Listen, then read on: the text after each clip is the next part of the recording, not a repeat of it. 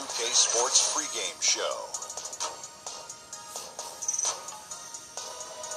Hello, basketball fans. I'm Ernie Johnson, welcoming you to 2K Sports. I'm here with Kenny the Jet Smith and Shaquille O'Neal.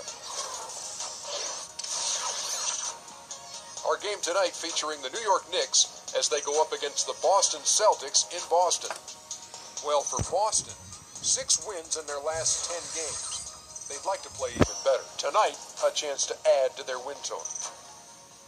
Well, we know how much hype has been going on around DJ.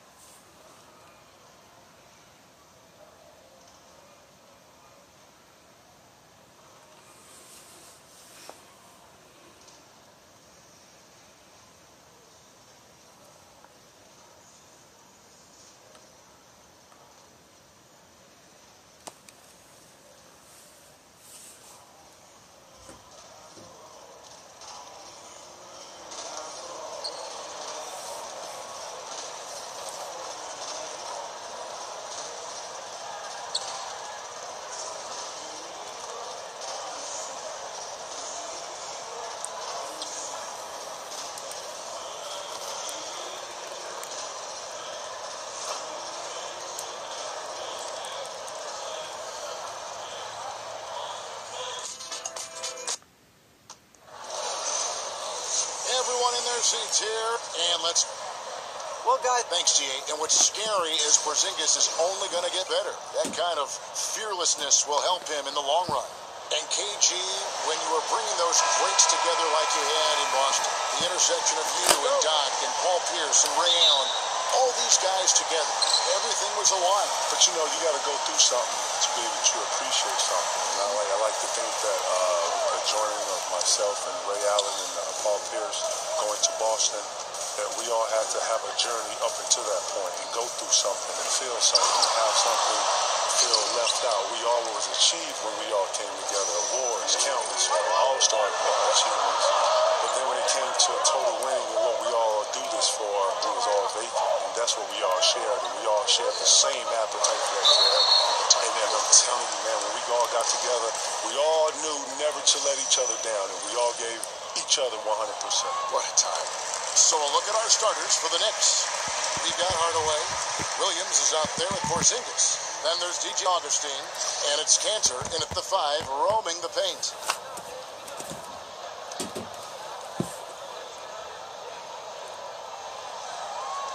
He hits both from the stripe. And can't you talk about how the greats can just impose their will? It's almost like another level. You see LeBron, what he did to Detroit in that fourth quarter, that's a blackout. You don't know what you're doing. When you see Kobe for 81, when you see Chauncey come down on a 1, these players are blacking out. These are elite players in elite moments, taking the moment. Paul Pierce is one of the best that I've ever seen grab a moment and savor it and just put it in slow-mo. Nothing sweeter than that. Special plays. I get a front row seat. Ray Allen, the same thing. He had a great composure about himself to slow himself down and hit pressure shots. Tim Duncan, same thing. Kevin, especially back in Minnesota, you have some Hall of Fame battles with a guy named Tim Duncan. Talk about what those games, what those matchups were like. Tim is very crafty, man. Our battles used to be just, especially as young guys, man. Young guys trying to establish themselves in a gritty league at the time, full of some older, dominant names at the time, Michael Jordan, Olajuwon, Malone. At a time where the forward position was a very, very tough position. Timmy was one of them ones, man. Used angles very well, was very long, had a lot of counters, very strong, and had an inner beast that people really didn't really talk about because you didn't really necessarily hear or see it. But man, he was one of the best, man. It's not by coincidence. He's one of the ones. And Kevin, you played for some great coaches, but is there any coach you would have been interested to work with that just didn't get a chance to? Say, Greg Popovich or Phil Jackson. Those are great coaches. I've had very, very little time with those guys. Maybe all-star games and things like that. I have, but when you do all-star games, you let yourself go. You open up yourself to try to be there, be present with the guys. Yes. Open up. Hey, what's up? What's been up with you? How's the year for y'all? Y'all playing well. We're gonna beat y'all, when we see y'all, blah, blah, blah. But, you're very cordial. And, you're not talking too much about X's and O's. But you do share perspectives. You do share, philosophies. Pop is a great mind. I had a chance to sit with him a couple times. Phil's a great mind. Phil's super deep and loves the philosophy of. I haven't had a lot of time with those guys. Doc Rivers, shout out to Doc, and I know he doesn't get a lot for his philosophies, but he's very enriched with philosophies and styles and bringing teams together and trying to make sure that guys stay connected, stimulated. He would always tell us, never get bored with the process. Wow, that's so intriguing. Interesting to hear.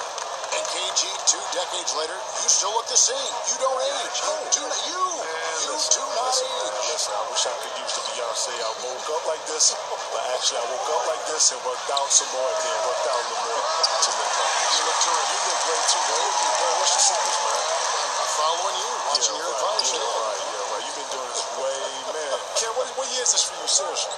Broadcast in the NBA, 20 years, then 12 years with 2K. You're a beast, man. You know what I love about 2K, man? They bring the best in from the game. You understand, Michael? That's why we got you. But Kevin, you play this game a lot, don't you? Especially when you were young. Man, listen, man, 2K is it, bro. There's no other games out here. This is what it is. If you play basketball, if you're online, nobody's playing nothing else. This is it. 2K is the cream of the crop. It's the gang. They know what it is. It's lit. They know what it is. Seriously. I ain't gotta do this. They know. And KG, so great to see you. It takes me back. It really does. A lot of people don't know, man. We got real original ties, man. Back to the beginning. 95, man. My original man right here. Here he was, man. You were for a minute, I'll tell you that. Man, look at us. 21 years later, dog. Man, we're still standing. We are. They haven't caught on yet. Don't say it. Shh. Okay. Outside Williams, Kevin, one of the biggest moments of your career, the 2008 championship with the Boston Celtics. Talk about the camaraderie among that group of players. Kev, I could tell right away that we had something special getting together right in September, right before the year started. We started working out together. We started sharing concepts and how we saw the game. Right away, I could tell that the appetite was there. 1 through 15 guys. It's very rare that you're able to get that many guys in that early. As soon as Danny, signed guys, we were in, we lived through just, around each other, understanding each other, playing a lot. We were playing a lot. Then, unfortunately, we was able to go off to Rome that year. Rome was a good distraction for us because we had to lean on one another. Bond a little bit. Seriously, because, none of us spoke Italian. If we wanted to go somewhere, we was always 3-4 deep, and no one was asking and no one was telling us to be with each other. We were just naturally being with each other so much that whenever you saw us to the restaurants, 9, 10 of us, that carried over to practice. Then we got 2 teams that are very competitive. Doc's letting us be who we want to be, and he letting us play with passion, and our practices are over the top aggressive, and to the point where it's too competitive to where he has to come in and separate us and take the balls and cut the lights out and get us out of here. To the point where he just lets us go. Now we start bringing concepts to him. He started trusting our IQs. Now we start putting a couple things on defense. Thibodeau's in there. He's implementing stuff. When this flow is going like this, you don't know that you're going to win it all, but you know you're on the waves of something special. And that's how that felt. Here's Porzingis after the make.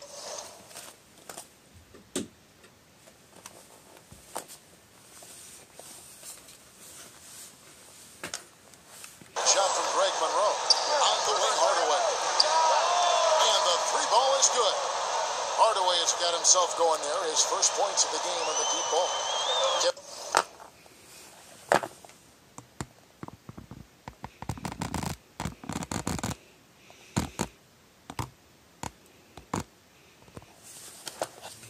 What a lot of fans don't get to see is all the work players do behind the scenes, at home, before games, after games, on off days. Can you talk a little bit about that? Getting your body ready from the end of one game to play the next one. I mean, I've seen it, but you talk to me. The wellness starts right after you stop playing. The minute you come off the court, you're iced. You got to do progressions.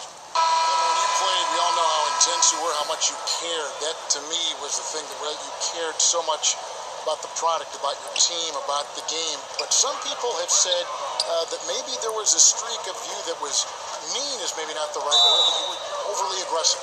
But I don't know how you could have played any differently. I call it dialed in.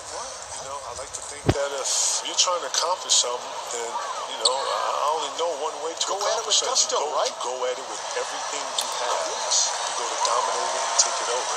You don't go at something light. Can't walk through the park with this game. Not at all. Not at all. And this game is full of talented elites. Night in, night out, you're playing someone that can typically go for 50 easy. So true. Morris is the 4 with Horford in the middle. Wells is out there with DJ, and it's Tatum in at the 3. That's who's in the game for the Celtics. And let's catch up with our sideline reporter, David Aldridge. Well, DJ in the last matchup against the Nuggets played really well. He ended up with 25 points and played tremendous defense as well, really causing havoc on both ends of the floor. A truly dominating performance from him. Hopefully a sign of more great things to come. Evan? Thanks, David. It was a terrific game for him. They'll be looking for more of the same tonight. And I'd be surprised if he doesn't give it to them. He's in a very good frame of mind right now. Well, if he brings the same energy in this game that he brought to that one, it's going to be another big night for him. Well, they've been better than good on the glass today, and there is a glaring discrepancy between these two teams in that area. And the foul called on DJ. That'll be his second foul of the game. And some changes here for the Celtics. Monroe's checked in for Marcus Morris, and Gordon Hayward is subbed in for Tatum. Whistle blows, if that's going to be a travel. Now let's take a look at how the shots have been divided up between 3-point shots and 2-point shots for the Celtics. You really got to like a lot of the things about the way this offense is flowing right now. Just a solid overall approach in terms of knocking down threes at a high clip and scoring in a variety of other ways.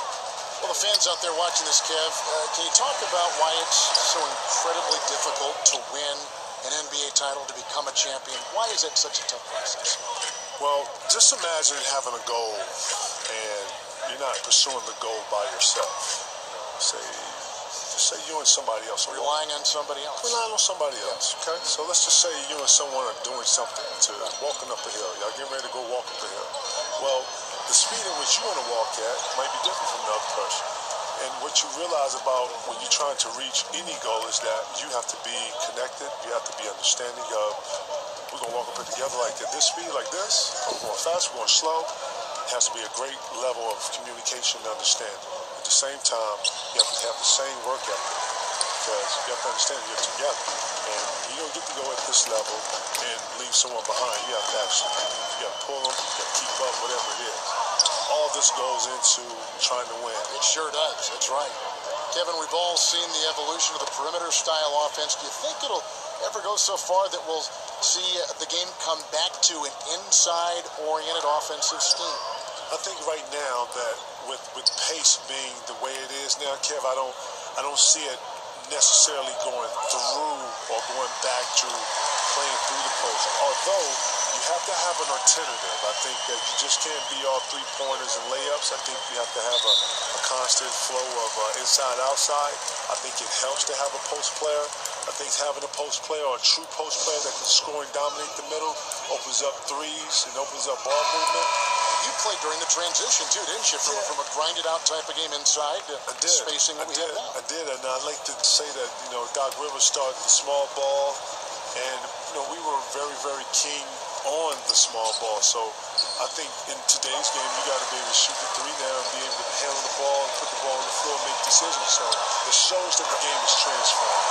I like how Irving fills the defense out. He senses he has room to shoot and fire once he gets the rock. Kevin, you were so successful jumping from high school to pros. What do you think about the current situation now, the age of 19, the minimum to go to the draft? I'm always be a fan of the younger kids being able to have the opportunity. I don't like when you put parameters. I could see if college was really teaching these kids and really giving them a solid situation to be able to have something to defer to. But, these kids are not learning at the rate that you would like them to learn in college. And plus, they're not staying in college to these great institutions to be able to apply some of the things they're learning.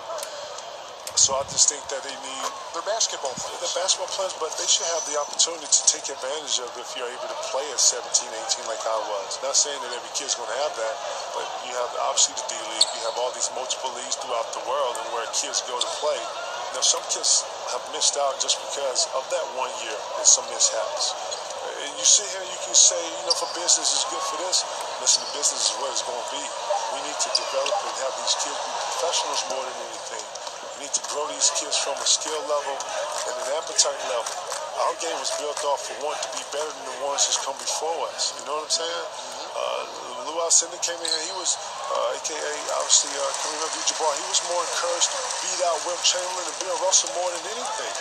And then that starts to trickle down from the effect of from Jordan wanting to be better than Larry Bird and Magic to Cole wanting to be better than, it's the same thing. It's being trickled down. And when I think of greatness, I think, it's going to follow. It's going to be shadows, and at some point it's going to lift. Celtics have been perfect so far from the free throw line, 6 for 6. Better respect how DJ handles himself on the court. What a tremendous work ethic this guy has. Knicks trailed by 15. Kevin, coming out of high school, you were relatively mature for your age, at 17 turning 18, but do you ever regret not trying college and just seeing what that experience would have been like? I mean, it's such a long time ago, but you've had some chance probably to get some perspective on both sides of that story. You know what, Kim, I look at it like the unknown is the unknown. Obviously, I've had friends that went to college, some of my best friends went to college, and I think I've kind of lived it through them a little bit. Listen, when you have responsibility early in life, which you did, which I did, yes, and so from a mature level, things that interest me are not that interesting as you get older, especially when you have to deal with a vigorous schedule of an NBA schedule. I wasn't able to, be the 17, 18-year-old to chill, have, lean on the parents a little bit, be able to be at home, coming home through the weekends. I had a real life that I was responsible for, and I was growing something. I was building something. I was trying to not just be a young player in the league, but a young businessman, wanting to establish something for myself, my friends, my family. You can't do those things thinking like a normal 17, 18-year-old. You're taking pieces from grown men around you all the time. You're around people who need something all the time. At some point, you have to put all this together, and you have to make it. And so it's Boston, 13 points. Thanks. Thank you, David, and we'll be back after halftime as the third quarter.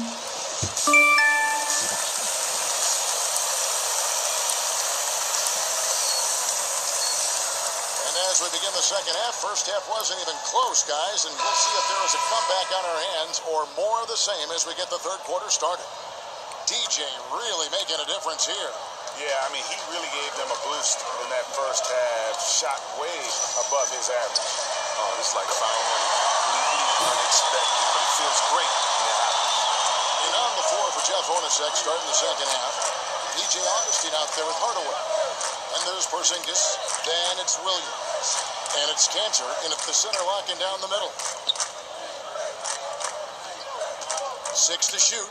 Hardaway with a wide open look. Offensive rebound. That would have been a big three if he drained it. Answering back for the triple at the other end. Horford dishes to DJ. Outside Irving. And Monroe kicks to DJ. And the layup's good off the glass. DJ's got 18 points in the game. Like, you can't let DJ get comfortable down on the block. He's superb at reading the defense and cashing in deep inside. Augustine passes to Cantor. On the wing, Williams. Uses the glass to finish the layup. Williams has got his third basket of the night right there. Strong move with the soft finish. Maybe someone on defense wants to step in next time. And keeping us updated from the sideline, let's swing it over to David Aldridge.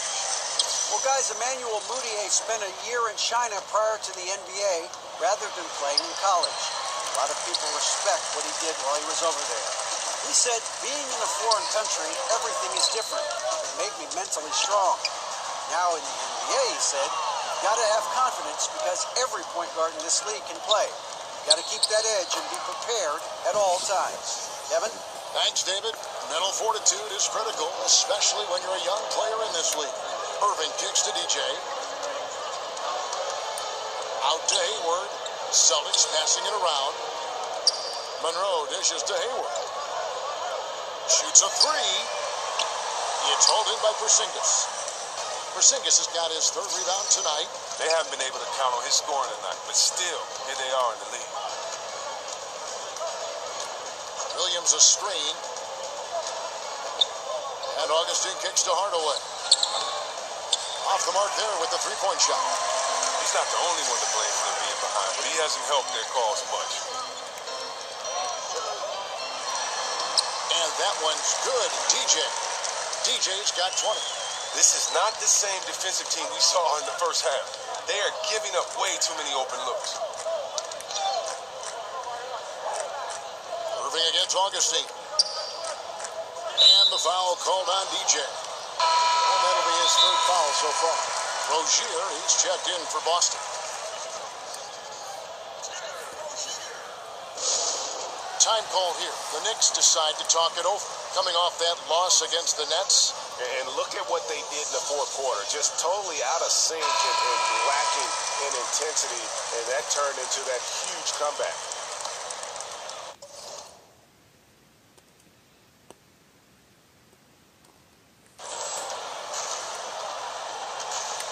Now here is Augustine.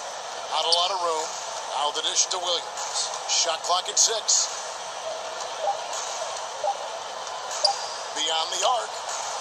That one's not going to go. And the Celtics going the other way now. Fresh from a win against the Nuggets. Playing on the road, always a challenge, but it becomes a heck of a lot easier when you can shoot the three ball the way they did. Oh, no doubt. And when you're hitting a high percentage on the perimeter, everything becomes easier.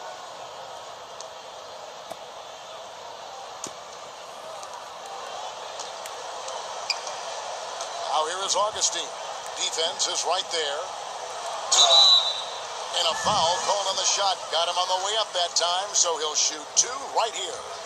You know, I love how he absorbs the foul and still had a chance to knock that one down. New York shooting their 5th and 6 free throws of the game. And as a unit, they're shooting 78% from the line. That's a solid number to work with.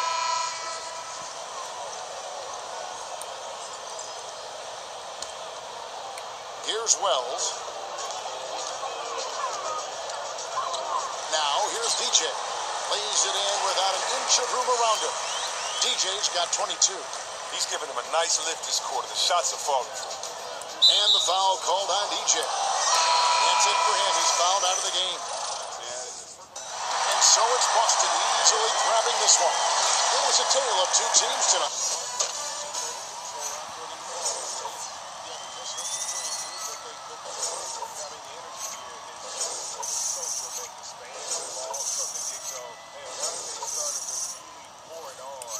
Fun to see that rhythm and flow. What's up, Sammy? What's up? Hey, you were money tonight, bro. Thanks, man. DJ Hey, don't even say. What? Just hold on to it, brother. DJ Money.